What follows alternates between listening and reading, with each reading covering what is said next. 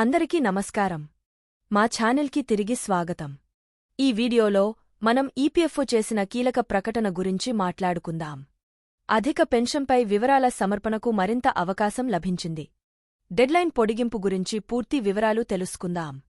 టాపిక్లోకి వెళ్లే ముందు మీ అందరినీ మా ఛానల్కు సబ్స్క్రైబ్ చేసి మాకు సపోర్ట్ చేయవలసిందిగా కోరుతున్నాము. పూర్తి వివరాలను తెలుసుకుందాం. వీడియోను చివరి వరకు చూడండి. ఎంప్లాయీస్ ప్రావిడెంట్ ఫండ్ ఆర్గనైజేషన్ తాజాగా చేసిన ప్రకటన ప్రకారం హయ్యర్ పెన్షన్ సంబంధిత వివరాల్ని అప్లోడ్ చేసేందుకు యజమానులకు మరికొంత సమయం లభించింది. గడువు జనవరి 2025 31 వరకు పొడిగించబడింది. దీనివల్ల 3 లక్షలకు పైగా దరఖాస్తులు ప్రాసెస్ చేయడానికి వీలు కలుగుతుంది. గడువు పొడిగింపు వివరాలు. కేంద్ర కార్మిక మంత్రిత్వ శాఖ ఈ ప్రకటన చేసింది. ప్రస్తుతం 3.1 లక్షల మందికి పైగా ఉద్యోగుల అధిక పెన్షన్ దరఖాస్తులు పెండింగ్లో ఉన్నాయి. ఈపీఎఫ్ఓ డిసెంబర్ 2024 ఈ మేరకు పత్రికా ప్రకటన విడుదల చేసింది. గడువు పొడిగింపుకు చాలా వినతులు వచ్చాయని స్పష్టం చేసింది.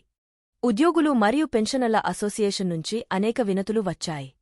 మే 2024 31 నాటికి డెడ్లైన్ గడువు ముగిసినప్పటికీ 3.1 లక్షల దరఖాస్తులు ఇంకా పెండింగ్లో ఉన్నాయి. ఇది చివరి అవకాశంగా మంత్రిత్వ శాఖ పేర్కొంది. దరఖాస్తు స్థితి తెలుసుకునే విధానం. 1. ఈపీఎఫ్ఓ మెంబర్ పోర్టల్లో దరఖాస్తు స్థితి తెలుసుకోవచ్చు. 2. ఈపీఎఫ్ఓ మెంబర్స్ పోర్టల్ ఓపెన్ చేయండి. 3. కుడి వైపు దిగువ భాగంలో track application status for pension on higher wages ఎంచుకోండి. 4. దరఖాస్తు సంఖ్య, యూఏఎన్ నంబర్ లేదా పీపీఓ నంబర్ ఎంటర్ చేయండి. 5. క్యాప్చా కోడ్ ఎంటర్ చేసి ఆధార్ బేస్డ్ అథెంటికేషన్ పూర్తి చేయండి. 6. ఓటీపీ నమోదు చేసిన తర్వాత దరఖాస్తు స్థితి తెలుస్తుంది. 7. ఆన్లైన్ కాలిక్యులేటర్ ఉపయోగం. 8. డిమాండ్ నోటీసులు జారీ అయిన వారికి ఆన్లైన్ కాలిక్యులేటర్ అందుబాటులో ఉంటుంది.